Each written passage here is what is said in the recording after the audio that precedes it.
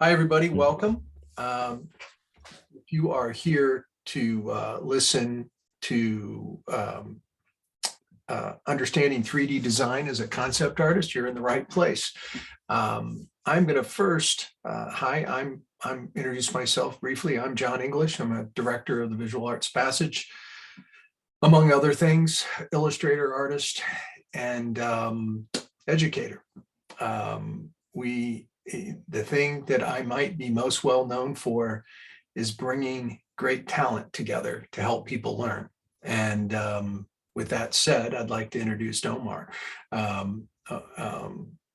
He is definitely going to be the brains of the operation today because 3D is a little out of my wheelhouse. But I've been learning as I've listened to Omar did a guest speaker event with the Visual Arts Passage recently, and was spectacular. And I learned a lot that day about the advantages of 3D and how it can be very helpful for concept artists moving forward. And we, with our faculty, had discussions of how to kind of work it into our curriculum. We've developed a class, which I'll talk more about in just a few minutes, that Omar will be teaching. But first I want to have Omar say hi. Say hi, Omar. Hi guys, how's it going? Thanks for joining us today. Yeah, hopefully it'll be useful. It's going to be very helpful. Omar graduated the Academy of Art University in 2015. He's been working in the industry for the last 7 years. Some of his, he describes himself as a 3D character artist who specializes in modeling, texturing, look dev, and grooming. And some of his major clients of The Mandalorian, or IPs, I should say, Star Trek, Picard, The Orville, The Beacon. His clients, Pixelmondo, Nickelodeon, The Third Floor, GitHub, Salesforce, and Dreamlit Games. And I think there might be more that you see, but those are the ones I've listed off. I'm going to show a little bit of Omar's work, and Omar, you're welcome to add in, maybe tell us what it was done for, just to give you an idea of what he does. Sure thing. Yeah. So this was a personal project I did a few years ago, based on concept art by Tara Whitlatch. And yeah, I love this kind of creature. Yeah, this is very crazy to figure out the anatomy and how to make that work in 3D, all the details of it. It's a lot of fun. Great. This was one I did for Gold Value Films. It was more on the stylized side of things. And it's a bionic armed turtle. And it was a very fun one to do. This was for my current company, AMGI Animation Studios in Burbank, in the LA area. And I was responsible for modeling this shark for an animation test, more on the stylized side of things also. And it was inspired by the Peanuts movie, the way they did sort of sculptures facing the camera, where the character turns around and they look like a completely different thing when towards camera. So we did a lot of hacks to make it more graphical. Yeah. Very cool. Yeah, this was for also my current employer, AMGI, and we did this for a Coldplay music video recently, for the My Universe music video, and got to do a lot of fur and experiment with all the rainbow colored fur. They wanted to have that Coldplay signature color of a lot of rainbow looking stuff, so it was cool to test it out on fur. So another shot of the tracker creature. I did this for Orville, a digital double based on one of the robots in the show, more on the sci-fi side of things. This was based on concept art by a really famous Korean designer. He's a really good art director. And this was a game model done in Marmoset Toolbag 3 at the time, and it was cool to experiment with the poses and expression in that one. There's a question already. Is which program did you model in? Oh, sure. This was done in ZBrush, and I did the clothes in Marvelous Designer, and then I did the texture in Substance Painter, and presented it in Marmoset Toolbag in real time. And yeah, it was interesting to do translate the 2D design by Hong Soong Sang, I think is his name, and I did try to match his pose also, and that's one of the things I'm going to be discussing when it comes to really solid concept art, how helpful it can be to translate 2D to 3D.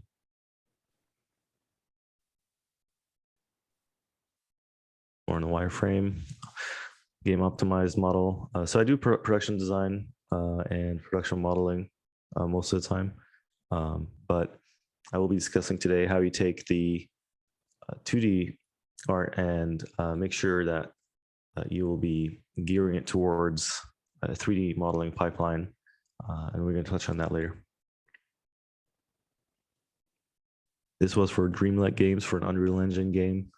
It's up and coming, and yeah, it was a lot of awesome experimentation with the fur there, trying to make it technically feasible in game and still look sort of fluffy. I was happy with the result.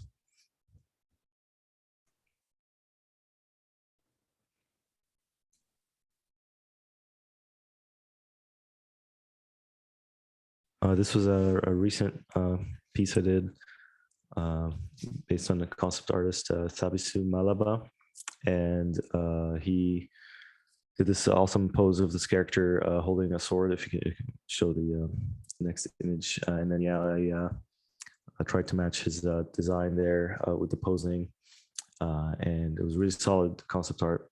And yeah, I gave her a sort of rendered cinematic rendering quality with the materials more on the cinematic side of things. Sort of like you'd see from a Blizzard or Riot game cinematics was the main inspiration for the way I approached the lighting and material work. This was for GitHub. I did this robot model, and it was cool to do more of the stylized shading to it on a hard surface model. You can keep the questions in the chat, is fine. I'll be happy to. I'm going to go through them. The technical stuff we'll jump in right after this, but I'll be paying attention to the chat throughout the process. Nice. Yeah, that is a wireframe view of this model. It's pretty yeah, dense. Omar suggested we take this slide out. I wanted to keep it in because I thought it was really cool. Thanks. Yeah, it shows a little bit of the behind the scenes there. It's more of a yeah, technical view, but I hope maybe it's helpful to someone. And I love this. This kills me. Thank you. It's one of those lunch crunch where you just like sketch something out at lunchtime, and I should start doing more of these. But yeah, that was one of the older ones I did, and it was just a rough, just not even a bust, but rather just a faceplate, and I just give him a toothpick there for personality. I love the mood and the sensitivity of the drawing in this. It's just fantastic. It's really cool. Thank you so much. Very emotional. Yeah. Thank you. Okay, so I'm going to talk about all I know about 3D, which is going to take about 30 seconds. But no problem. I know very little about 3D, but what I've gathered is the value of understanding it, of how it makes you better. Just from our faculty discussing how 3D understanding, even drawing from a 3D perspective, just how much easier things become. And understanding of what happens down the pipeline as a 2D artist to be preparing yourself for preparing the work properly for the modeling. And we're going to get into that in a pretty heavy way. But the thing that I've been paying attention to over a period of time, one of my good close friends is John Foster, the great fantasy and illustrator. Has been, and it started out knowing, I've known him for 20 years. It started out him physically sculpting things, and he would sculpt with Sculpey. He would sculpt all of these models, sometimes very simplistic, just to get lighting and posing to work from as reference. And the whole purpose was reference for the paintings, for his illustration work. And he's one of the first illustrators that I knew that actually picked up ZBrush and started to do it for the sole purpose of making reference for his paintings. And I just wanted to show a few of these and what value it can have to an illustrator, especially in the fantasy world. John's an amazing talent. John Foster, you got it. That's awesome stuff. If you don't know him, you should. He's just an amazing talent. So a couple more things before I let Omar go here and really dig into it. Omar's class that's coming up. We have, it starts a week from today. The class is going to run for 3 hours. It's a live class delivered in a room similar to this, much more intimate. We have the class is connected. It will be put in, if you're part of our program, you get to go to our study hall, which we have our concept faculty and our illustration faculty attend. Portions of them attend every Wednesday evening, and you get another 3 hours of, you can have your work reviewed, listen to Leigh Kurowitz, John Neinmeister, Vivian Costi, Dale Stefanos, myself, group of artists, illustrators, Catherine Lamb, Audrey Benjaminson. Not everybody comes every week, but we kind of alternate, and it's a fabulous part of our program. And you would also get, Omar live 3 hours on Sunday, and then you would get a Discord connection to Omar that you could communicate on a more direct basis outside of the live classes throughout the week, which makes things work extremely well. Again, this class, the intent of this class was to help our 2D concept artists develop further, giving them enough information to make their work, to give them facilitation to make their work more prepared for the next step of the pipeline for the modelers. And so, again, there's all kinds of advantages with 3D. And this is the first 3D class we're running. Through today, we have a discount, $50 off a class. This is our discount code. We're going to be enrolling through Friday of this week. And if you have interest, please check it out. I think you'll find it, like any of our classes, very, very beneficial. You're going to see some examples of student work, because that's the next step of the process here. Omar's going to be talking about two major topics. And the first thing we're doing is we're going to using some student work to talk about the rights and wrongs, things that they've done well, same things that need to be better prepared for the modelers. And then the second part of what we're going to be doing is using 3D as a base for character and environment. We'll discuss lighting, materials, posing, kit bashing, and starting with very basic cubes compositions to establish lighting. It will all make a lot more sense when Omar explains it. So I'm going to stop sharing and let Omar take over. Remember, the discount code's good through today, and we're ready to go. So Omar, you all set? Sounds good. I will stop sharing. Cool. I'm going to turn the camera off, and please, I'll be watching the chat and bringing questions up to Omar. You don't have to pay attention to the chat, Omar. Okay, sounds good. Are you guys seeing the screen? Yes. Oh, great. Okay, so yeah, I guess starting off, we got a lot of cool submissions from a lot of students, and it's awesome.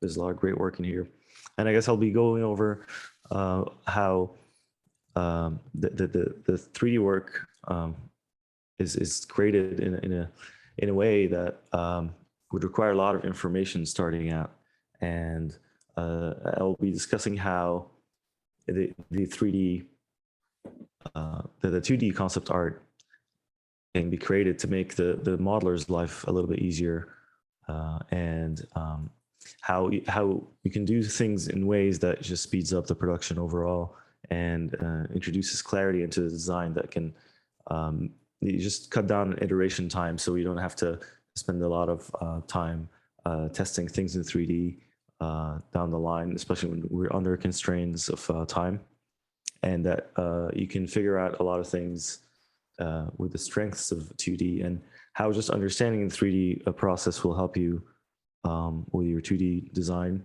And later on, we'll also discuss how you can build on top of 3D to even tie those in together and make that even more seamless, the transition from 2D design to 3D, by starting from 3D to begin with.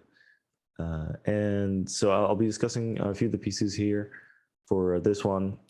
Before you get into Yeah. that, I got a couple of tech questions that were asked along the way, and I don't want them to go away.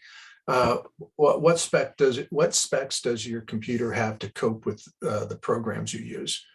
So it's a pretty decent computer I have, and it's mostly for like rendering, high-end rendering stuff, and that's where you need a lot of the beefy hardware. But for the purposes of what we're going to be talking about today, when it comes to just using very basic 3D to to create underpainting, as it were, I think you could use a very basic laptop, like any modern laptop, around like the $700 range or something.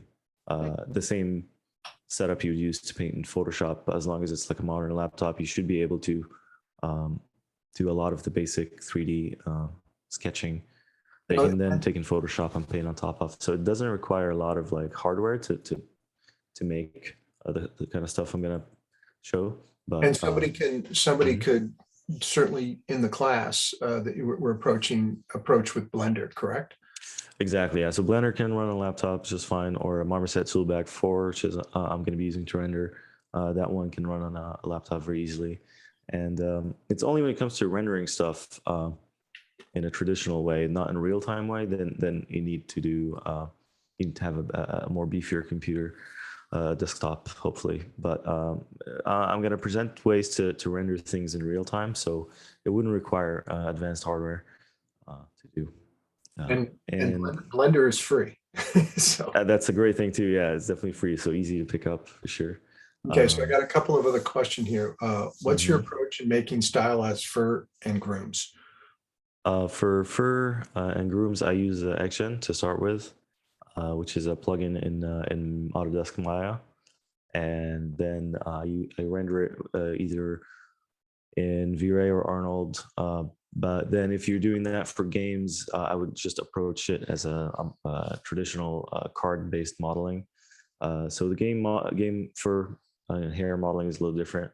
So that's why it needs to be done a different way. But more recently, I've been doing the fiber-based hair, which is typical grooming with actual hair strands, instead of faked cards, texture geometry.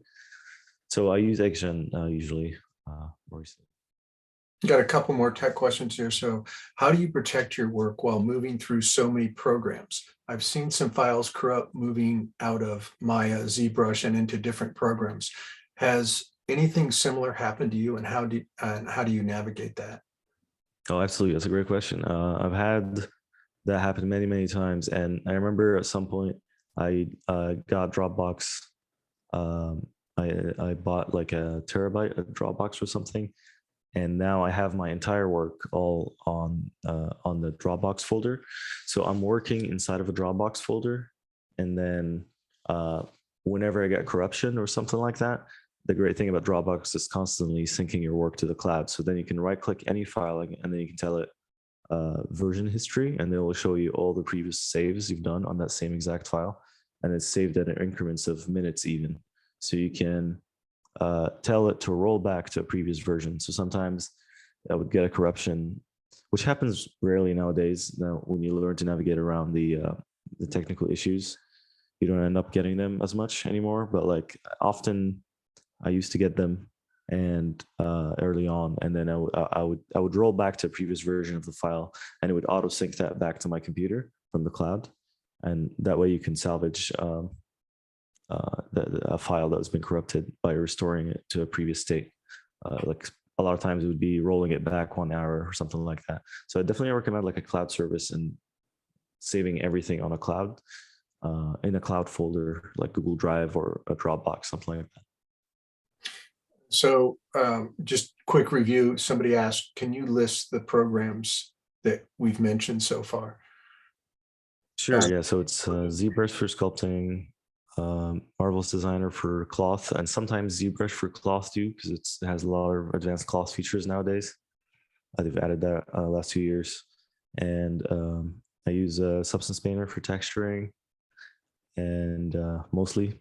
And I use Mari sometimes for texturing, but for concept art purposes, Substance Painter is great. That's all you need.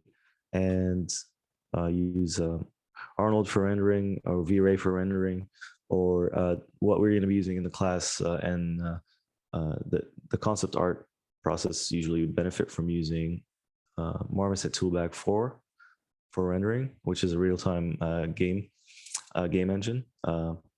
It's just made for model presentation, so it's stripped down game engine. So Marmoset Toolbag is a great tool I'd recommend to anyone, and Keyshot is a good one too. But now Marmoset Toolbag 4 has similar rendering capabilities, and it's much cheaper. So I'd recommend going that route instead of Keyshot. And those Blender, Keyshot and Marmoset. Also mentioned Blender. And Blender, of course, you can use that for sculpting. I personally use ZBrush, but yeah, Blender has great sculpting capabilities. So yeah, I recommend Marmoset Toolbag for the rendering. Also, is it common to use multiple programs for making 3D models? Absolutely, yeah. It's very common. Like for the concept art, you can stay in ZBrush, and you can do even hard surface modeling in ZBrush. But I personally, when I'm working in production, I use ZBrush for sculpting organics, and then use Maya for modeling hard surface objects, because it has a little bit more control on the technical side of things. Like with modeling any armor or robotic things, stuff like that. I do that in Maya usually. Yeah, so that is my software of choice usually. And then last question, technical question before you let you get started here, but what's your favorite part of 3D work? Modeling, rigging, texture, etc., and explain why. Oh, definitely modeling. Yeah, I just love the sculpting. The organic sculpting within modeling is my favorite. I just enjoy, I guess, the clay feel of stuff, and just building up layers of material is really satisfying to me. And texturing is a second one also, because I enjoy painting as well. Have you had any of your work 3D printed before? Yeah, multiple times actually. I remember I took a class in 3D printing, and I like got 2 models printed, and then recently, actually no, I did also professionally I could show you guys on our station. I did one of the that robot we showed earlier that was 3D printed as well. And at work recently at AMGI, we did a 3D print of one of the characters. Like we had a skeleton version of that character printed. But yeah, this one was the 3D print of that robot guy. They did a little GIF of him here. So yeah, I had that a few times. It was pretty fun. The approach is a little different. Like you have to process the model after the fact to prepare it for 3D printing. But it's definitely very satisfying to see it come to life. Somebody asked the question, so you also work in collectibles? Yeah, I guess so. In a fringe sense, yeah. not a defining trait of my work, but definitely I've dabbled a little. Okay, so the first part of this, Omar's going to take a look at some work that I supplied him from a couple of students. One of them happens to be near Austin. Um, and he's going to discuss some things that are functioning well, some things that additionally could be better, but just kind of talk about some advantages of having an understanding of 3D as a 2D concept artist. Exactly. So I guess we could start with this piece. One of the first things we look for, like from the modeler's perspective, just like the modeler's eye, I'm scanning for clarity. So any vagaries in the design usually is something we'd have to ask the concept art about, like whether to get a verbal description or maybe a call out where they draw a clarification of a different angle, or maybe a little clearer shading to show what the design looks like.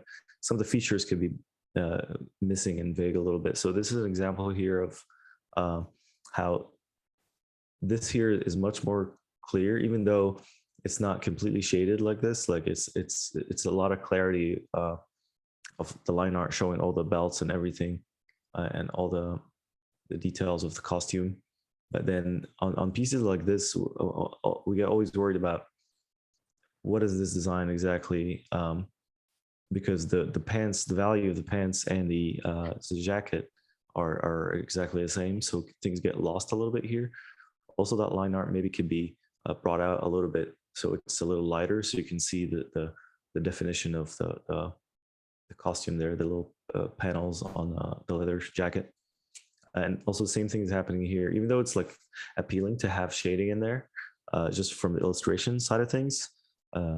When it comes to modeling, it's preferred to get a concept that is more revealing, I guess, in terms of the forms being clear. And here, even the transition from this to this is completely one value. I think it's 100% black, so it gets lost a little bit there. So this here, the separation between these two values is ideal. And even if the costume calls for a more similar monotone sort of color, you can still have different hues, not hues, rather values, differentiating the different transitions between the different pieces of the clothing.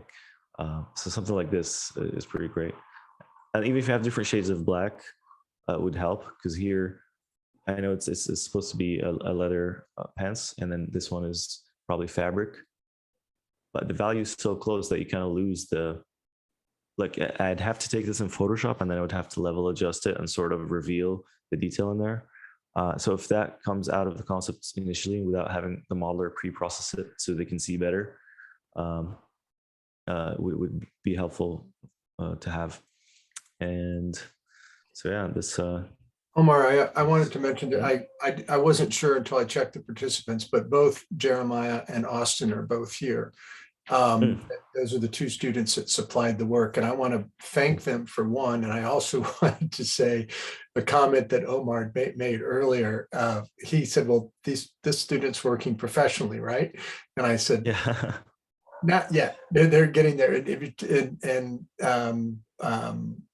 the what you said about the quality of their work was really said that it was very at a professional level and really high. I know they're just beginning to do some professional work right now. Oh, absolutely. Yeah, that's great. That's great to hear. Yeah, it's very high level stuff. I was seeing, especially that dragon piece, which we're going to get to. It's really cool. And yeah, just a few notes, like perspective of the modeler, I guess, would help it take it to the next level of clarity. Like, it makes it more production art rather than illustration, because there's a major difference there. And I'll address that in following pieces too. Yeah, that was an awesome piece. It's a great creature, and this shows the details of like even the material of what that bone would be, and the striation on it and stuff like that is very helpful to see that kind of stuff. It's awesome. And I guess the one thing I would say about this is the like we're losing a little bit of what's happening here, but it can be brought out a little bit, not too hard. And the main thing with this piece is the way those hooks connect into the saddle. Um, like it would be good to get clarification, especially with this one, that ring. That doesn't look like it has enough room, I guess, to be connected to this piece right here, or there doesn't seem to be a loop that it would latch into. So something like that would be helpful to get in the design, although the modeler could always invent it, and we get to do that often. But the more it is in the 2D and the more approved it is to begin with, the less we have to figure out later.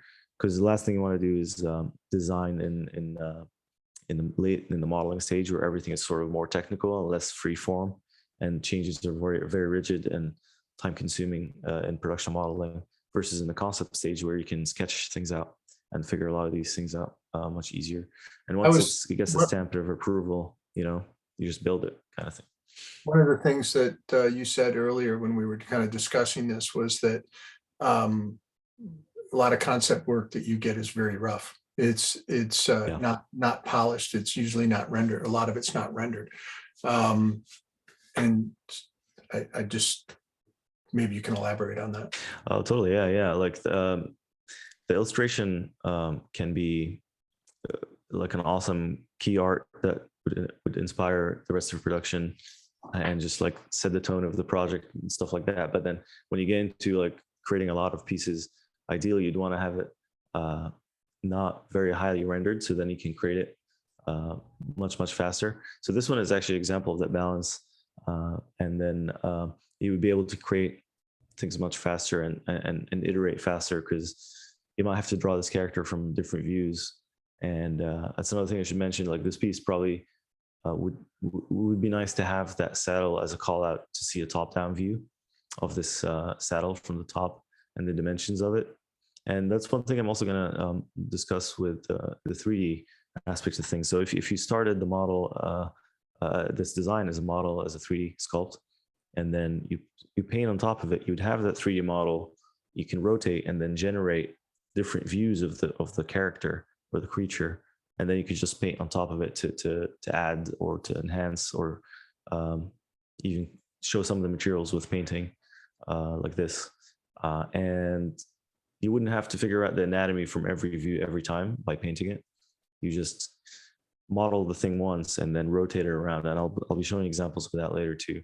So this is an example of very highly detailed before render. you get into that, Omar, I got two questions here, and they're going to disappear if I don't. I don't want them to go away. So I know this is a very simple and may have a lot of variety to it, but how long does it take you to finish a 3D piece?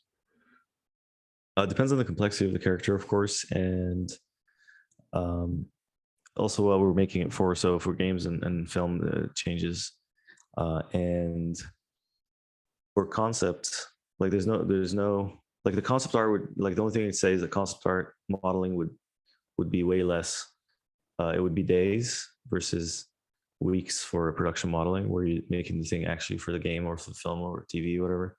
But if you're doing conceptual stuff where it's rough and not technical, you can get something visually appealing and ready to present in like 2 days or something a lot of times.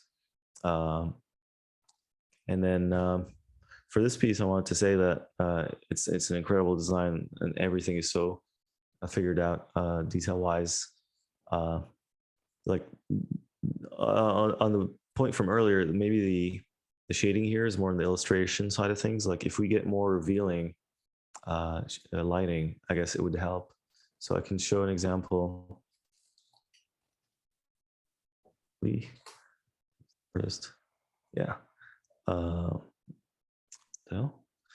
So like the more you see details into the creature, the easier it is to model. So a modeler would have a much easier time if you can see a little bit into the design. So the clarity, this is probably the best display of it. You can see in the shadow side all the details of the internal side of the model. And this one is a good example too,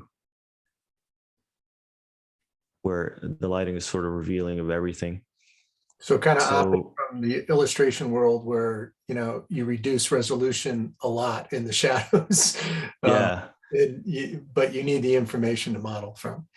exactly. Yeah, it's art for the purpose of clarity rather than art for the purpose of mood and like emotional appeal or impact, which this one has in spades, and it's awesome in the illustration side of things. But it sort of leaves a few questions. There's probably like honestly a simple design in this one. Like I can figure this out in modeling, and I can survive. But like uh, it would only help us to show rather than to hide. Um, and also, this piece is very very detailed and illustrated in a very detailed way. And maybe I would say that it would be faster to not polish it to this level. So maybe it can be like I'd rather get multiple views of this character than to get one awesomely rendered one. Although sometimes constraints of the project, you'd only get one image. But if you had the time, like I would say, make 3 views and like have a hand painting of what his hand looks like spread out, for example, and the way the thumb attaches, like from the inside of the like I want to see what the inside think what the inside would look like, because I'll be designing that later myself if you don't include it. But if you do include it, that'll make life much easier. And if you get the approval from the art director in 2D initially, or 3D 2D hybrid, however you want to approach your creature, if you get that approval initially from your images, then it doesn't have to be like figured out later when we're more in the technical side of things, modeling for production.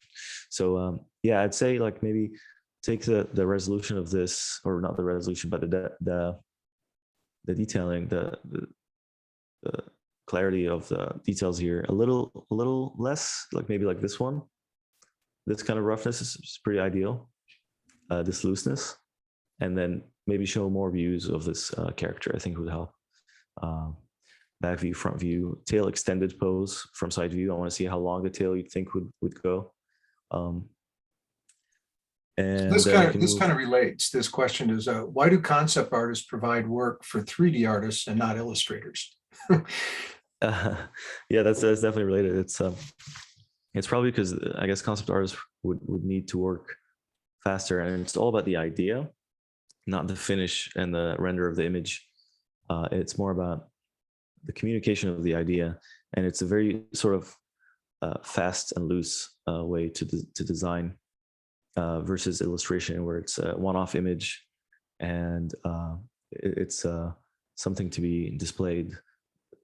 Production concept art is more to communicate to people down the line, down the pipeline from you.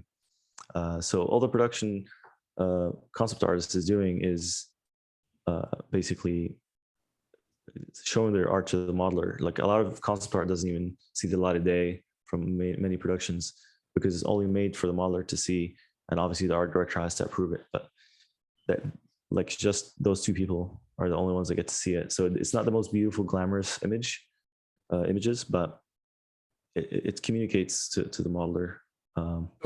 So the level of render in that last piece that you mentioned, Mhm. would that level of render ever be needed down the pipeline? Most of the time, not. I mean, if you have the time to render all of them like that, that would be ideal too. But for the constraints of time, like if I'm to choose, if you have a day to make it, I would choose to fill that day up with multiple views of the characters and revealing images of all its details, rather than a most beautifully rendered single image. So I would say that, like the dragon example, I think also Austin did it, was showing that very well. This one is the best display of that. Yeah, so this one was much less rendered, which is really good for concept art because you can spend that time showing the views of the character from the back and from the side here, the way the wings are going to be expanding. So that helps a lot. And actually, when I'm modeling a dragon like this, I would do it in this pose.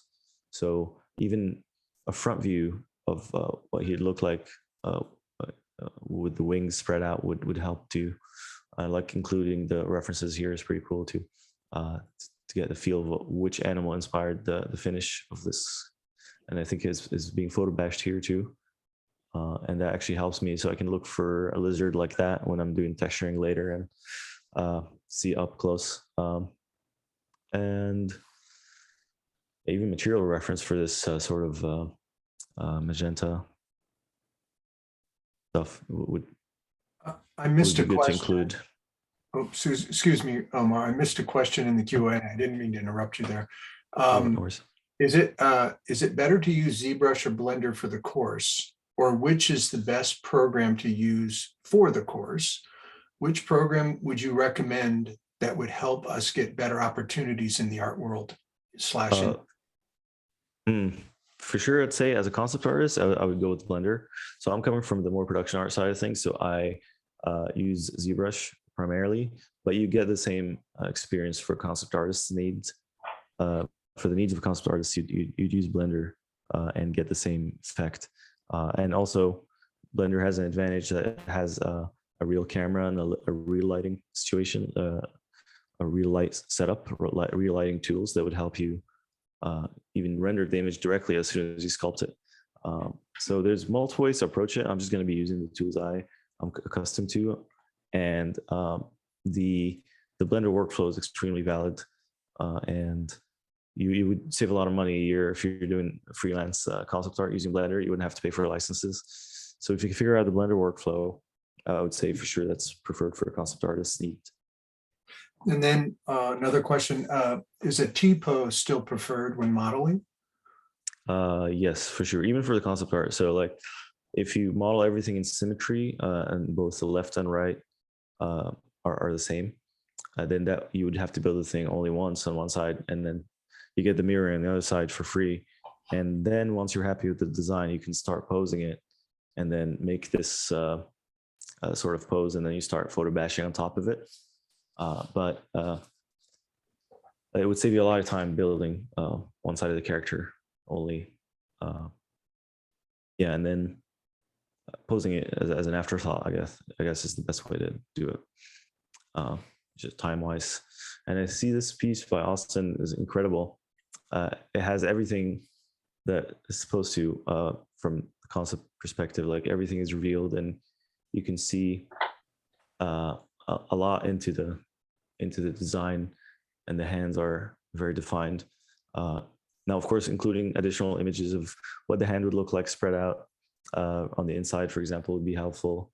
And I see he probably used 3D as a base for this one, which is exactly what we're going to be doing in the class. And that's definitely where the industry has been headed for the last few years.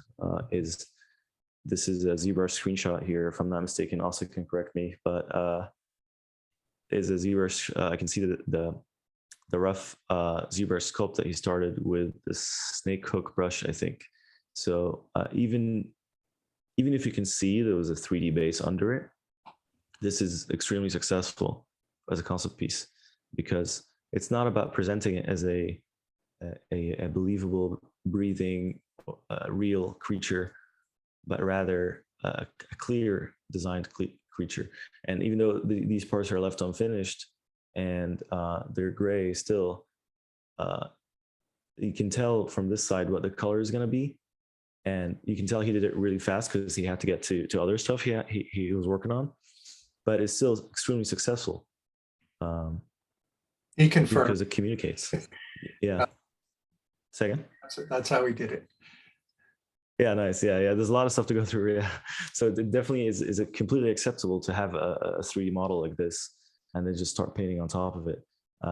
And you can move on to the next thing. You don't even have to finish this because the paint here is clear enough to use. So this is very much so in the mindset of what we were talking about earlier, concept art versus illustration mindset. And I can show an example of that from, I guess, Boba Fett, Book of Boba Fett. I don't know if you guys watched the show recently, but at the end, they have this awesome thing where they're showing the ILM art department's concept art.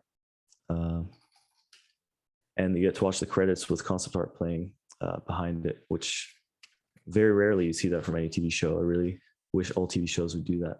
But in this one, you can see they have a similar thing where you get this 3D modeling base. Our department from ILM clearly has been using 3D as a base for pieces like that, and you can see, even though these feet, for example, you can see there's just a very simple base mesh, a human standard human model that this concept artist posed, and then they started drawing the likeness of the actor on top of it.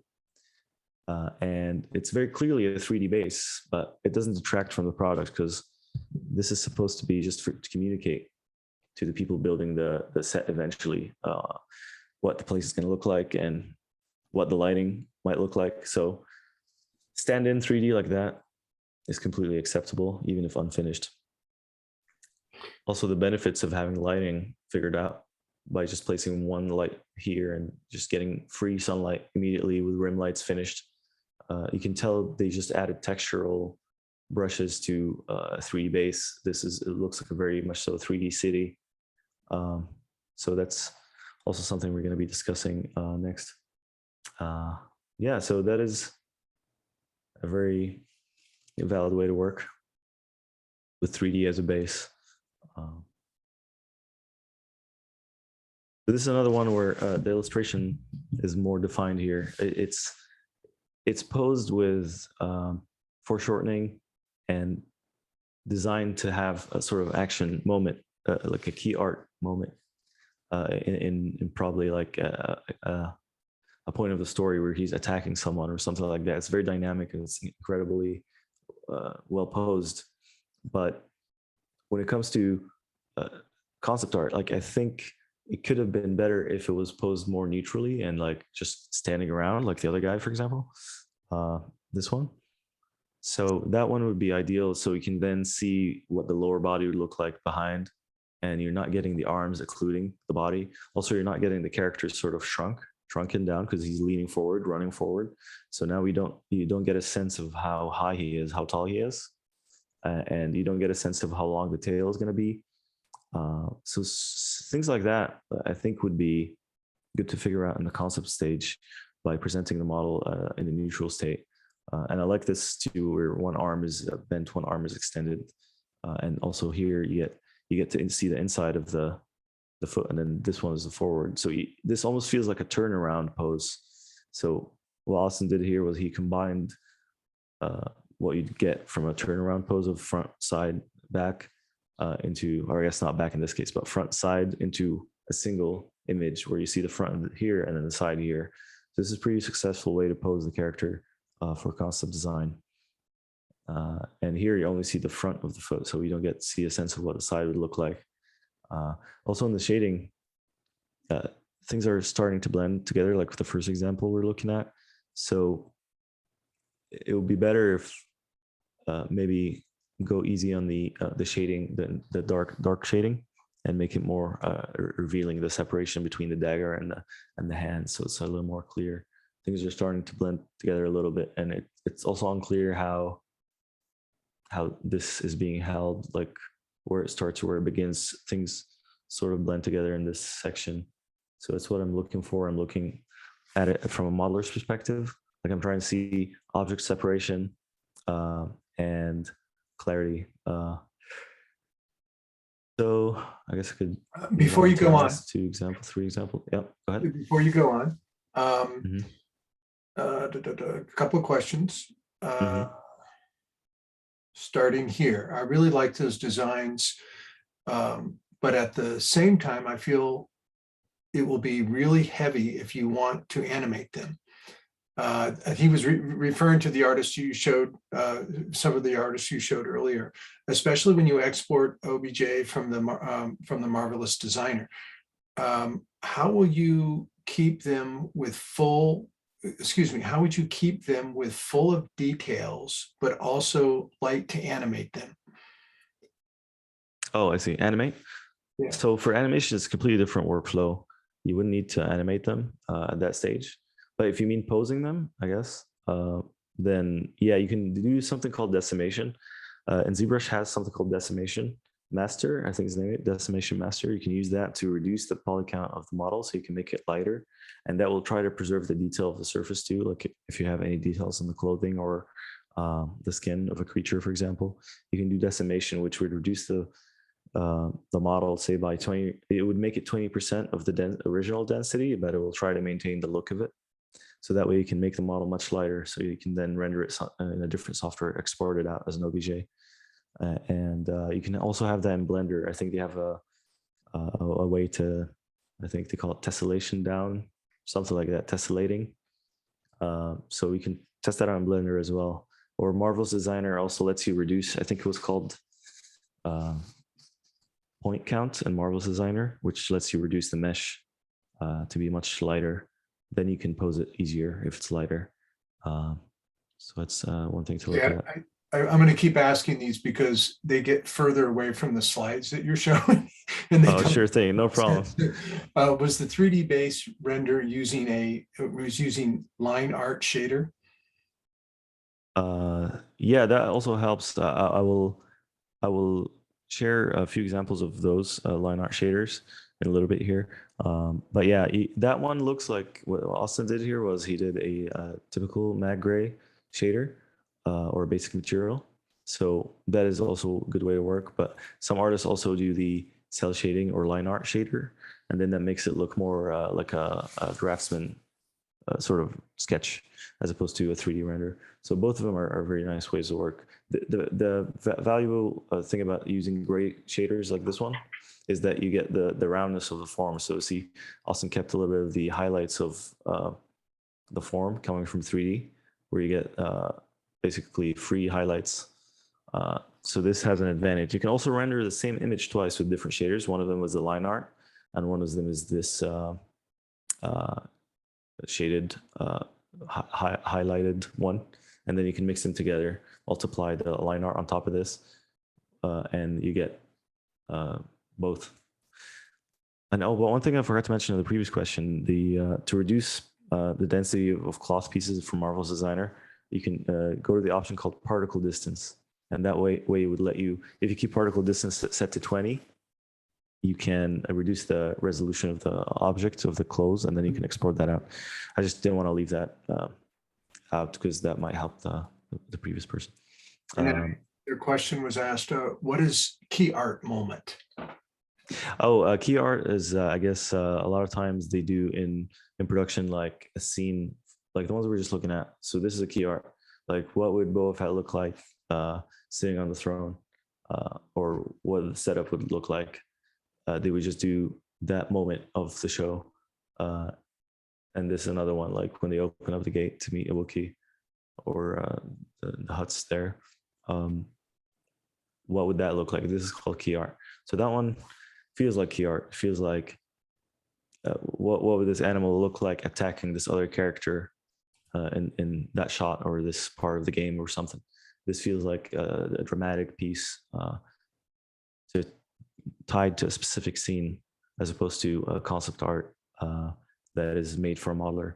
Although I can work from this and I can design around it and figure it out, but the job of the concept art is to provide, I guess, as clear as possible of a design for the modeling stage. So there's a difference between key art illustration and I guess production concept art. So none of these we're looking at here are examples of, I guess, concept art. They're more like key art, but at least they use the 3D. This is the very blurry line between illustration and concept art. Yes, exactly. This is not like, this is key art, but it's using the same workflow of concept art. So that's why I was showing the 3D-ness of it, the 3D base, especially the environment here. But it's not like, if you're saying, is this concept art for Boba Fett? No, definitely not. This is key art of Boba Fett using 3D. So we're kind of blending the two subjects here at the moment, but like you can use 3D for concept art and for key art. But this one we're just looking at felt more on the illustration key art side of things. So if they're doing the internal concept art for what Boba Fett would look like, it wouldn't be like posed like this. it would be a neutral pose with everything called out and revealed, and with a lot of details and like references put up next to it. So that is how it would look like. Maybe if we I look in asked you the this question. I asked you a very similar question. 70s. Oops, I'm sorry. Go ahead. I Okay. asked you this question a few minutes before we got started. How does it work in the pipeline if the information's not there? Have you ever had to make a concept artist redraw something? Oh, for many times, yeah. Even sometimes they would paint on top of the model. That's a common way to do it too. They would paint on top of a screenshot of the model, and a lot of times I would say, "Hey, what would this character look like from the side?" And then they would do a specific drawing for it. So to cut down on that, you can always just have one image that contains all that information. Like the dragon piece here is the best example of that. This is what they do in the industry. This is no different than the stuff I work from. It's really high end, and it has all the photo bashing mentality too. It's just like having a rough sketch and then photo bashing some of the realistic details on top of it from the reference. This is very successful and has multiple views of it.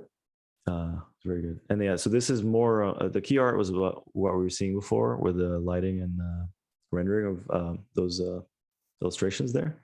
But then, yeah, you can tell this was definitely 3D. Look at the buildings on the side. They're using a lot of 3D here. It's very good for key art too. But this is probably what concept art for Boba Fett looked like, where it's, showing even how that would move. So this is probably just a cool presentation for the book, but they must have had multiple views of this and even how motion, how this would work. Yeah, and also it's head-on front view, and you see everything is not super darkly shaded. It's very light and revealing. So that's the ideal way to present a character for modeling. And so here's a question. Move on. But okay. The questions keep coming, which is good. Yeah, not too bad. From concept to finished product, how long would it take you to complete a model without animating it? Oh, for sure. So I don't do animation myself, but for estimates on how long it would take, it would probably depend on the design again. So even between these two here, like that one would probably be easier to make because it would rely on just making one of those legs and then just duplicate them everywhere and just making a head, attaching it to it. So it's much easier versus this one. It has a lot of cloth on it and like boots and stuff. And it seems to be a little bit more involved. Also, that's probably going to be some armor or something that will take way longer, I think. So it depends on the character, honestly. There's no estimate, but everything is in like 2 weeks at least, kind of, deadline. Like you can't make any of these in less than 2 weeks. They're very, very, very detailed. All those pieces. So yeah, something like that as an estimate. 2 weeks. And continuing on, I guess, with these, I wanted to mention that those ones had a similar thing to the first example we saw, where the shading is obscuring a lot of the design. I don't know if it was just a one of those thumbnails expanded out, but if we can see more into the shadows, I think it would help. Like maybe not drawing with it in a silhouetted way like this would help show us what's happening with the design and how any of that stuff attached. Also, how that sword, what belt is holding the sword, for example, the sword appears floating at the moment. So you know this is an incredible silhouette. The design is great. There's a lot to be figured out later when it could have been figured out in 2D in this stage here, in the concept art stage. And also another thing would think about, speaking of animation, that if this character was to animate later on, like how would these arms work? And would this character be dragging their arms around on the ground? Like how would this character move? What does their resting pose look like? Because we can later shrink it down in like modeling stage. I can model the arms huge like that and then shrink it down. But that means the character would have to be rigged for animation and then animated. And then the animator discovering that, wait, these arms are super huge. They're not working. We're trying to fit them into the the game or the shot or whatever they're doing, and they're having trouble with them obscuring other characters, for example. And then you'd have to go back to the rigging, go back to the modeling, change the arm size, go back to the rigging, update the rig, and then update the animation, which is a lot of work to go through. So as a concept artist, you're trying to eliminate these problems down the line by making sure this character would be able to act into the environment without causing a lot of issues. So to sell this design, if you're gonna have to have arms that big, you have to sell what would that character look like from the side or in a resting pose. How does he put one arm on the ground? You know, like, or maybe rethinking design completely. Like, does it need to be this big, or is that going to introduce problems with animation? And maybe deciding to make them half size early on, so it saves us a lot of trouble down the line. So that's one thing to think about is animation when you're concepting as well. And then another thing here is how do these arms attach to or these tentacle arms and legs? How do they attach to the head? And how does that joint here attach to the hand from this tentacle arm? A lot of it is obscured, and it's still feeling like a thumbnail stage. Although I'm seeing here the original thumbnail for it, for all these pieces. But when you blew up that one to make it bigger, it still feels like it's shaded like a thumbnail. So you're not seeing any of the mechanisms, and you only get very hints at highlights. Like, is that a ball joint or is that a cylinder? It's hard to tell. So that brings us back to the other examples we were looking at by Stephen Oakley earlier with the creatures, where you get to see sort of everything without lighting almost is ideal, or very, very minimal lighting, just a touch of it. So you can tell what actually is there to model, and same with the other ones too. Then last two here, I think, yes, is another thing related to the side views. Like, it would be great if we see how this, first off, this wing is beautiful. It's a great design. And I love the way it's presented here, where I can literally trace it because it's presented facing the camera. So that makes my life so much easier when I'm modeling it. So I can, instead of presenting the wing at an angle, like this one probably, which is good that you didn't finish the rendering of it, because all I need is this one that's facing the camera, and I can trace the shape of it, and then even the lines, the internal lines, I can model them exactly as you drew them here in a sort of front-facing view. This is beautiful. And then another, to get that sort of clarity we're getting with the wing, it would be nice to see how this mechanism works. So maybe show a side view of the character when she's bending her legs. So I want to see how those bend, because otherwise they would appear very, like, if we just rig them as they are now, they would look very mushy. They would look like flexible, like they're made out of rubber. So in order to bend the leg, you'd have to introduce additional mechanisms here, like different types of joints, that then when she bends her leg, some sort of thing would come out that would allow her to do that. Because right now, if she bends it, she would break the system. Or actually, this thing wouldn't even allow her to bend her legs at this moment. The way it's designed and shown here, it doesn't look like there's any mechanism that would allow her to pull this back in a bending state. So showing from a side view what that leg would look like bent in a 90-degree angle, and then what that mechanism here is that expands probably or extrudes. Maybe there's a piston sort of thing. Not piston, rather a hydraulic arm, hydraulica.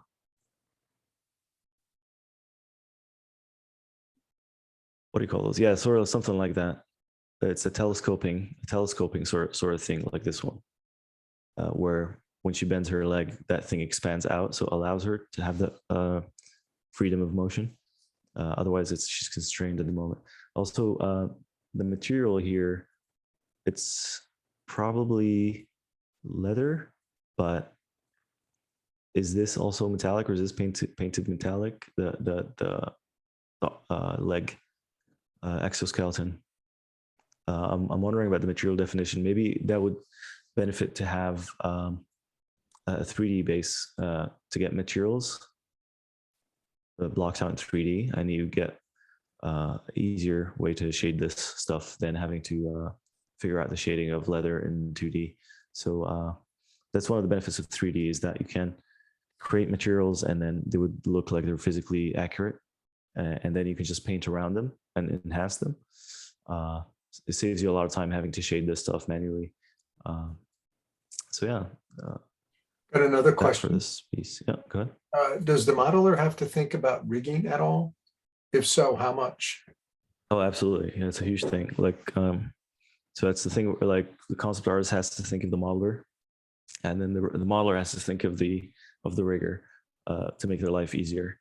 So I would have to make sure I have enough topology in certain areas, like knees, elbows, hands, stuff that bends. I have to think about how I'm building them. Even their poses, like I have to make, like, even some studios don't like the hand to be bent like that, so it can't even be relaxed. It has to be straight like that. So and the arms, I have to think of the shoulder area to make sure I'm modeling it in a way that will be rigging friendly.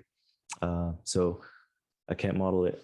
I need to have some definition in here when they bring the arm down from the neutral pose, the T pose, that it still looks natural. So there's still a lot of things I have to think about rigging. And so yeah, for this piece, it's awesome design. I love how huge it feels, especially those guys here in the castle. It's pretty cool. I was thinking this piece has a similar thing to this awesome tiger creature. They have the same thing where they're coming towards camera, and there's that what do you call it? Yeah, where things are going away from the camera. Foreshortening, thank you. Yes. Yes, the foreshortening is sort of shrinking the creature, and the side view would probably reveal to us how long this creature is probably going to be eventually in modeling. Like, how long is that tail really? Similar to that other tiger's tail here. And another thing, besides making it more of a neutral pose, like if you just model it like sort of, I know it has like it's lying down. Like if you model it like that and then show us all the views from the front, I mean, sorry, from the top and then from the side, and all that will benefit a lot. So that's a good thing also to have a 3D base to start from, where you can just sculpt it in a neutral pose and then present it from front, side, and then from top, and then you can paint and enhance it. But a lot of the anatomy would be figured out once, and then you can show it from different views. So that's the advantage of using 3D also. You sort of draw it kind of 80%. You finish the drawing 80% once by just converting your drawing into sculpting instead. So you take 80% of your drawing out and you make it 80% sculpting, 20% drawing. And that way it allows you to rotate the camera around it and show it from different views. But if you're going to approach it with just painting, it would also be good to show other views, the same way Austin was doing it here with a simple sketch of the side views. And also another thing is this castle. How does this connect to the body? Are they chaining the castle to this creature? Or is it ropes? They have a lot of ropes, like Lord of the Rings, Return of the King, where they had a lot of ropes attached to that giant elephant, connecting a little giant perch thing they were on. Is that how this is going to be attaching? All right. So it'll be good to see how that stuff connects, like see the harness that the elephant is wearing. Is that how they're attaching the castle to this creature? That's another thing to show, because right now is getting lost. So yeah, that's it for this piece. I think that covers a lot of what I want to talk about with at least this section of it. And should we move on to the next? Yeah. But both Okay. Austin and Jeremiah, thank you so much for letting us use your work. The designs are fabulous. Absolutely. Totally. Thank you very much for sharing, guys. It's awesome. Yeah. So I guess move on to the next part, which is So if you're going to use 3D, like the way I was mentioning earlier, the way you can sculpt 80% of the piece, and then you can then render it from different views. You can use a lot of shading like this. I know Blender has it, ZBrush has it, Keyshot definitely has it, where you can have a sort of sketchy look to the character just to get the outline of it, and you can even tweak how much of the depth, how much of the internal details you want to grab, and then that way you can sculpt the thing once and then show a little bit more of the details. Like for example, like this example I had here, you can show some of the details of the model. That's Keyshot. They also have a nice cell shader. So let me show this a little better. So yeah, the Tony Leonard has a great workflow about how to render that stuff. And you can see when you rotate the camera around, you get that sketchy drawing for free, basically, by just moving the camera around. And then you can take all this stuff and, like you can just start drawing on top of it in Photoshop and like enhancing it, but at least you have a nice underdrawing. And you can even call it finished if the model is already good enough. It's not going to be a production model, so still someone has to remodel it later, but it could be at least something rough like this, very lumpy. And then that will give you nice cell shading or line art shading.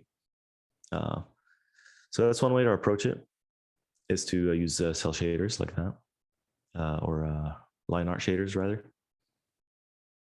Also, this example, and I'm going to be covering all the details of how to actually do this. Okay, is Keyshot Pro for texturing? Yeah, it has some procedural texturing, but as far as I remember, you can't paint in it. You can only do simple tileable materials, like just simple, I don't know, like metal or rubber, stuff like that, very basic stuff. But you can't really paint in it. But yeah, so this is a good one of taking a very simple model and then rendering it as a 3D kind of cell shaded thing with very minimal shading. And then you can start painting on top and make an illustration. So that's one way to approach it. And I'm going to be discussing with the piece we're going to make how in the class, how to take a character bust, and then give it that treatment. And this is a good example of how you can use kit bashing to basically cut down on a lot of the typical painting you'd have to do of just generic buildings and stuff like that. So you can use 3D kits to start dressing the scene. This is more on the environment side of things. So this is if you're doing landscapes. And I personally, I'm going to show the creature side of things. And here you can see there's a lot of resources you can buy, like just generic items that you'd see in a realistic, kind of a real world production, not fantasy world. And a lot of people are also selling or giving for free, like rocks and stuff you can use for a fantasy piece or sci-fi stuff you can buy. And then that will allow you to move the camera. This awesome piece by Peter allows them to move the camera to anywhere in the scene, and you'd get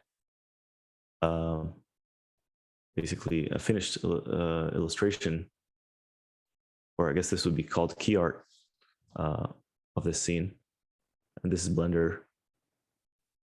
So you can also use kit bashing to create creatures. So just taking this bridge, for example, and then just like mishmashing it together, cutting it up, and then making this mech out of it is a very clever way to also get a quick concept art out.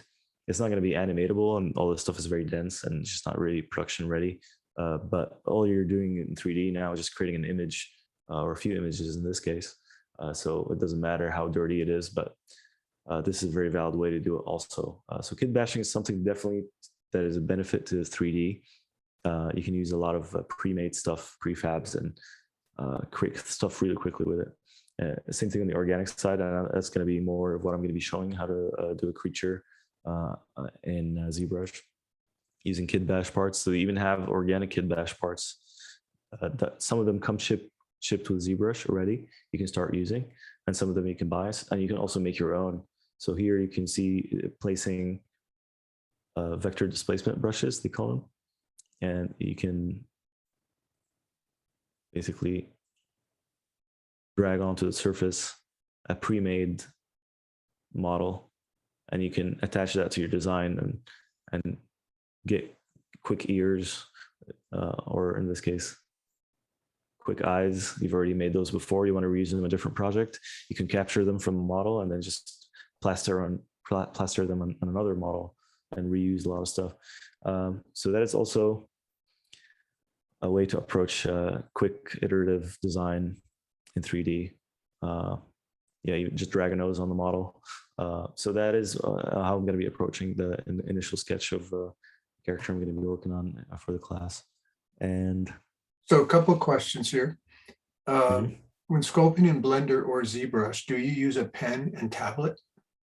Absolutely, I'd recommend the pen and tablet for any digital art, Photoshop or sculpting. Right. It just allows you to have pen pressure in the same way you do in 2D painting, and also just better for drawing lines and defining things more accurately. What is easier to use, Marmoset or Keyshot? I think Marmoset is much easier to use than Keyshot, and I've used both of them, but Keyshot has a nice line art shader built into it. So if you're going the line art direction, I'd recommend Keyshot, because it already you don't need to get additional ones like you do in Marmoset. In Keyshot, you can already use their built-in one. This is a funny question, and answer this however you want to. I'm curious, how high are Omar's drawing skills as a modeler? Oh no, very limited. Like, I mean, I remember doing some stuff in school, like a lot of drawing, figure drawing, you know, charcoal drawing, just basic illustration, like still life illustrations. And I did a few of them digitally too. And right now, none of them exist in my portfolio, but I remember doing a lot of those exercises and even taking stuff all the way to rendered finish with color and stuff. But I more gravitated towards the sculpting side of things, so that's where I ended up going. So I'm not really a painter. I can't call myself it's that. Interesting you say that. One of the some of the better drawers I know are traditional sculptors. Nice. Because they think volumetrically, they think in 3D. That's one of the reasons John Neimeister teaches our concept class, pushes so hard to with their to start thinking about 3D, because it improves their drawing skills so much. Yeah. You are doing a kind of drawing when you're working in 3D all the time. You're thinking about drawing. Absolutely. Yeah. And honestly, like it makes it so much easier to paint something in different views. The more you interact with 3D, the more you built up that eye to see things in 3 dimensions, and that will only improve your perspective drawing too. And then the problem is, though, introduces that crutch where you can use 3D as a crutch, but then in production, that crutch is definitely needed because it's all that time. So if you use 3D, you're gonna get a really much better at understanding perspective, but then you won't need to use perspective drawing anymore because the 3D takes care of it. So it's a sort of a circular logic thing there, where now you can understand how 3D would help you draw perspective, but now you don't need to make perspective drawings anymore because you always start from 3D. So the beautiful thing about that is that you can just go in here and then like model, like you see just a hallway, sci-fi hallway, or like a mountain range or something, and you don't need to set up perspective grids anymore. You don't need to do 3-point perspectives and just adhere to the grid, because the grid is already created for you by 3D, and then you just worry about gray boxing, which is the concept of using simple cubes and simple boxes like that, and none of this is very defined, just simple cylinders even here, and you just put the light on and then you immediately get under painting, and then you're ready to enhance it. And even here you can see he kept the let me do this a little better. Yeah, so you can you can see he's even used the lighting, the blue light coming from the top ceiling here. It still shows up in the final painting here. And even those bricks here, he just painted on top of them to detail them a little better. But a lot of what the 3D looked like initially is still coming through.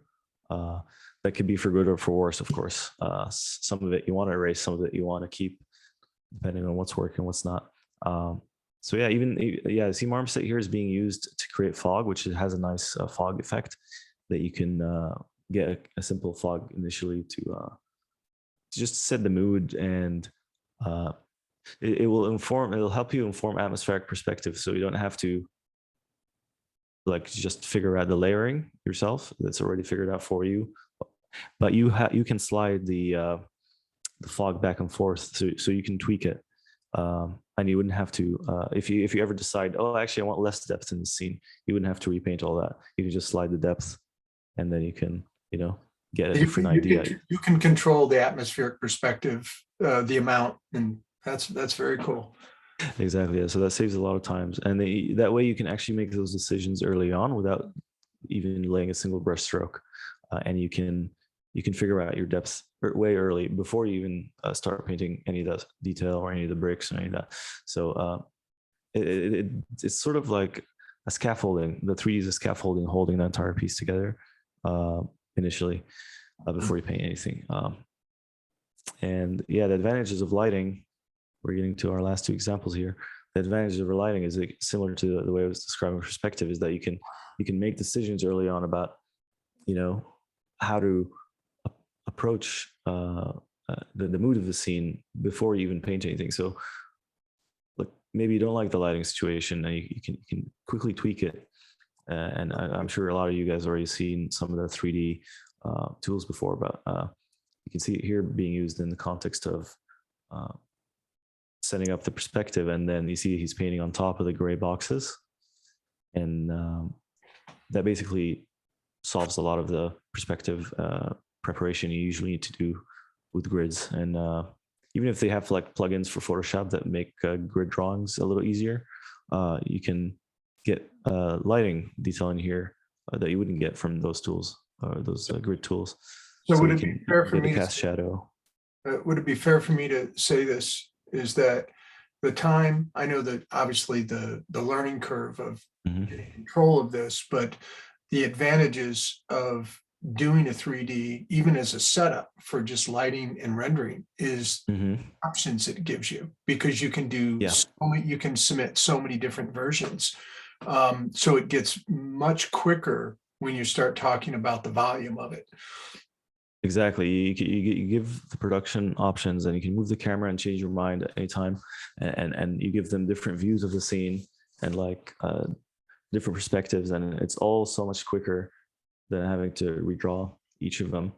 And you can always draw on top of it. Like there's a good example here where see you can even place random rocks and like vegetation and stuff like that. This is more on the Blender advanced side of things, but a lot of concept artists are going this direction nowadays, where they make a 3D scene, and then you start painting on top of it, and that gives you the lighting. Like for example, see, where was that? Yeah, see, like you get a little bit of that lighting, hint of lighting here. This is the render, I think, before he painted on top of it. And you get the exact lighting, the realistic lighting of how the shadow would fall on this object. And you wouldn't have to guess what the shadow shape would look like. And I don't know about you guys, but I struggled with that myself when I was getting to some of the painting, is trying to estimate where the shadow would fall off realistically on all the objects in the scene. And for now, you don't have to worry about that anymore. You can just offload that to the physics of the computer, and you can worry about the stuff that really matters, which is the storytelling and just finishing the image, and adding animals, even though that looks like it's probably photo bashed in here. So you take all the boring stuff that no one wants to do, and just you can put the art back into your hands by just painting on top of already figured out lighting. Well, just the example I showed from John Foster's work at the beginning. I mean, Yeah, I would challenge anybody that thinks they draw well, draw next to John Foster sometime. The guy is an amazing drawer. exactly. You can be the masterful drawer, Yeah, and then you can still but he's leverage still, the power of 3D. yeah, but the 3D gives him so many, it allows him to be more accurate with his lighting and options. It's Yeah, just exactly. really amazing. Fantastic. Yeah, it's yeah, like it can be used as a tool to push your or you can already know how to draw everything, and you're already like really good at everything. You can still cut down on your production time by using these tools to uh just only allow you to do the fun stuff you want to do, which is the storytelling, the composition, and then figuring out where the shadow falls on an object is not like something you really need to do. If a machine can do that for you, in this case the machine figures out the drop shadow of where the shadow falls off, or like for example the way the sky is that blue is coming from the skylight, that already is something the computer can figure out. So and then you get in there and you tweak it. I think that's a nice balance there.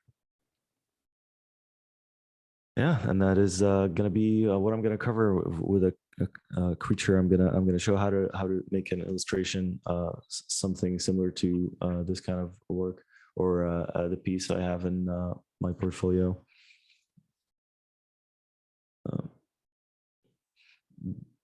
Which one? This one. So I'm gonna do a piece similar to this, where I'm going to do a sculpt, and then I'm just going to do a lighting setup like that, something dramatic like that. And also I might do an extension of the bust, and then do a full body character like this one, and then show how do you approach setting up materials, setting up lighting, and render something out by the end of the class.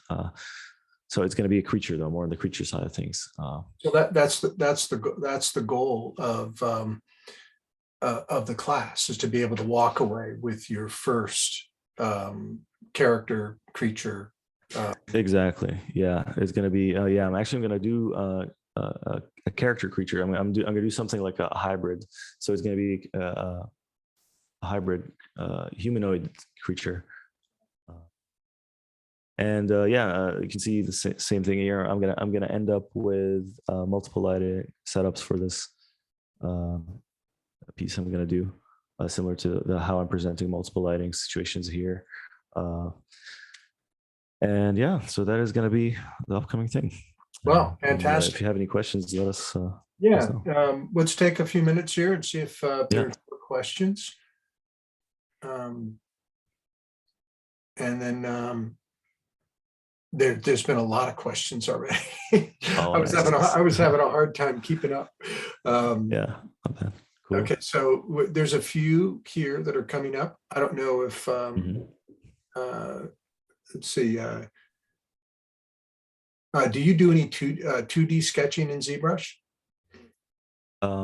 There is a weird way to do it in ZBrush.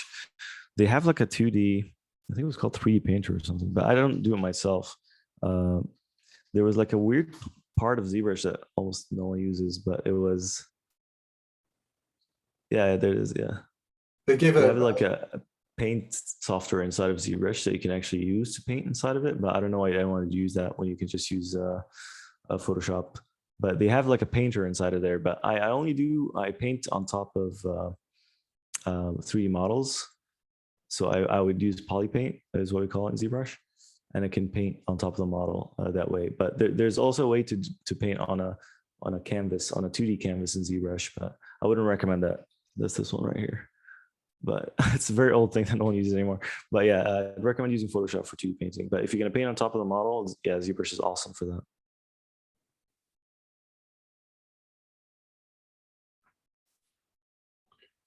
Paint. Will we be getting critiques on our sculpts in the class? Yeah, absolutely, for sure. And I'm going to be active on the Discord community on the page, and I'm going to be looking at all the art pieces throughout the week. And also during the class, we're going to be having feedback on the pieces in the beginning of every class. Great. Yeah, the Discord is a game changer, with any of our classes. Students, in our mentorship program, or as this is a mentorship class, you're connected to your instructor. You can ask questions, anytime during the week. Question here. So how would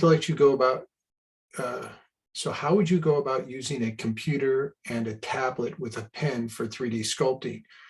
Use only one, or is something where you use a computer with, say, like a Wacom tablet to sculpt? Yeah, I would only use the mouse for like very simple tasks here and there. But like if I'm really gonna invest like a few hours on figuring out something or like sculpting something, I would use the tablet the same way you would use it in Photoshop. So the tablet also not only does it give you more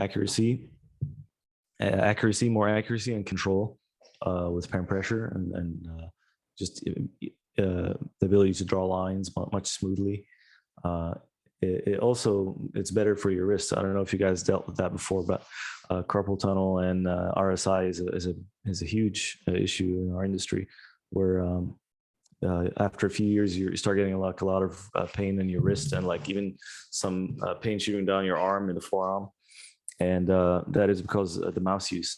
So I'd recommend anyone, you can invest in a vertical mouse. If you're really going to use a mouse, you can use vertical mouse. That one is much easier for the wrists. So after a few years, you don't get the pain that a lot of digital artists get. That mouse alleviates the pressure on the wrist, so you don't get carpal tunnel. And that is one I use right now. I have one right now. And but then if I'm gonna spend hours and hours sculpting something or doing any 3D work, I will just switch to the Wacom tablet. And you can just get a normal Wacom medium. That one is ideal. I use that one, the medium one. You don't necessarily need to get the screen tablets. This one gets the job done.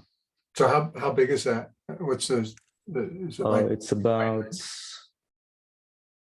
just a few. Look, actually, let me measure. It's like about two arms length, 2 hand lengths, if I can say.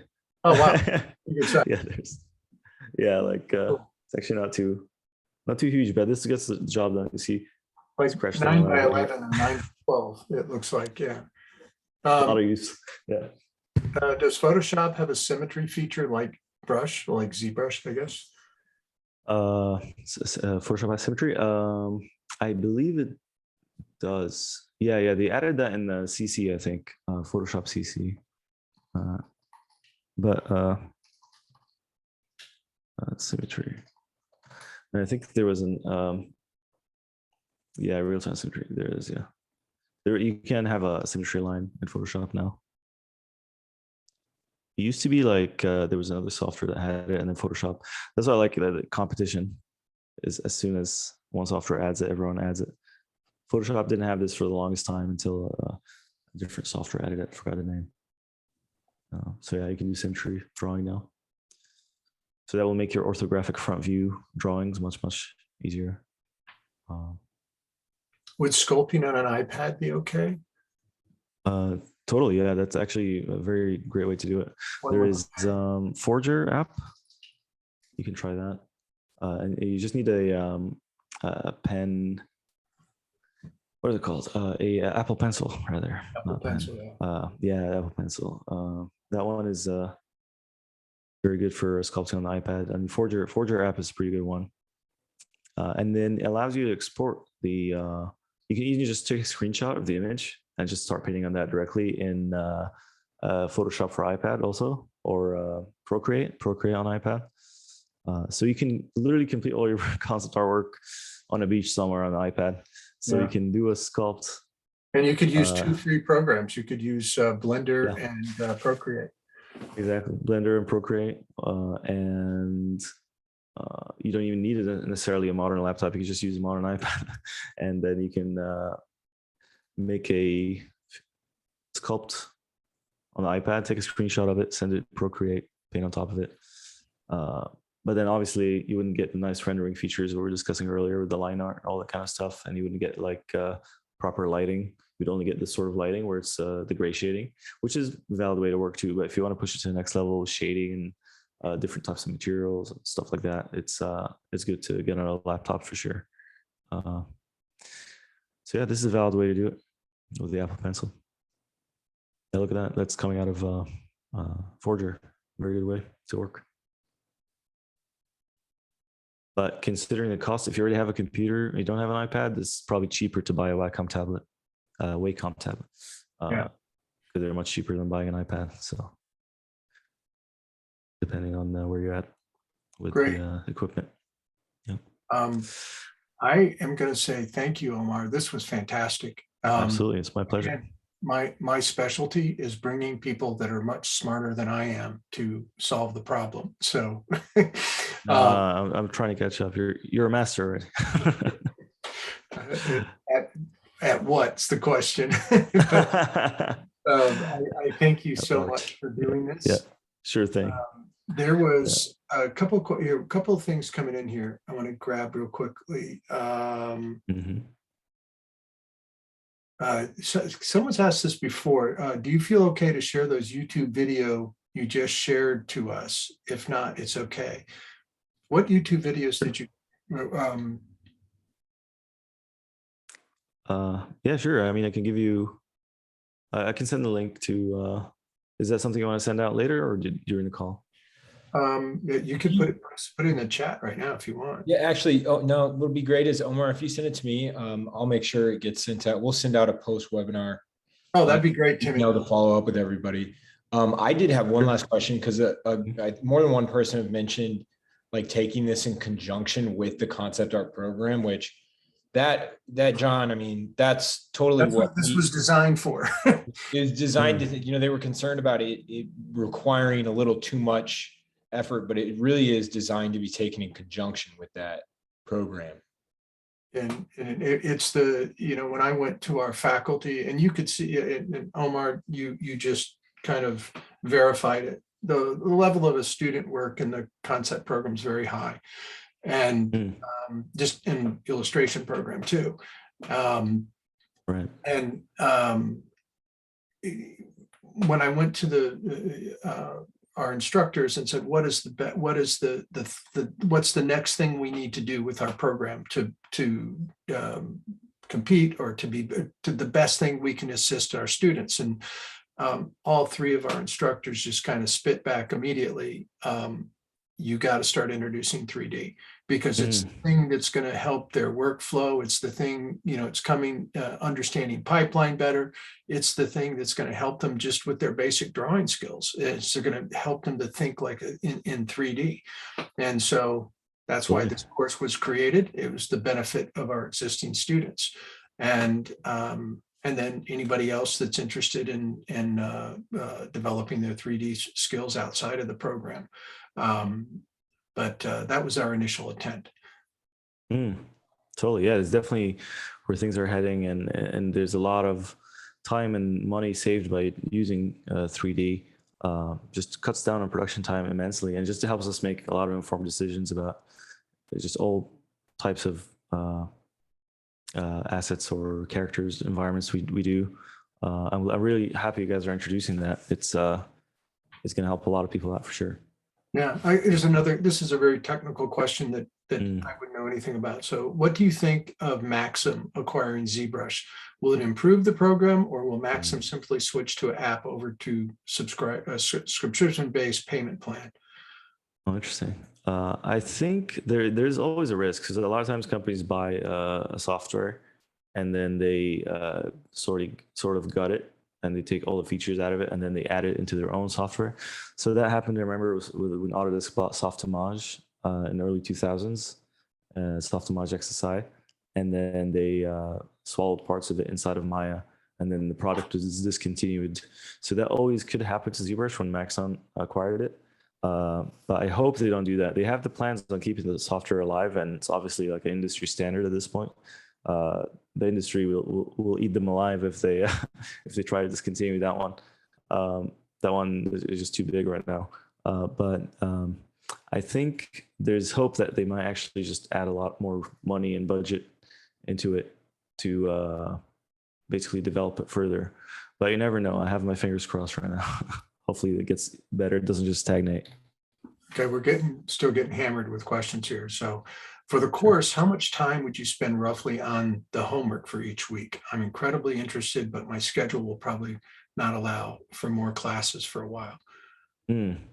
I mean, it should probably not be a huge investment because the idea of the class is going to be just making very quick and a rough concept.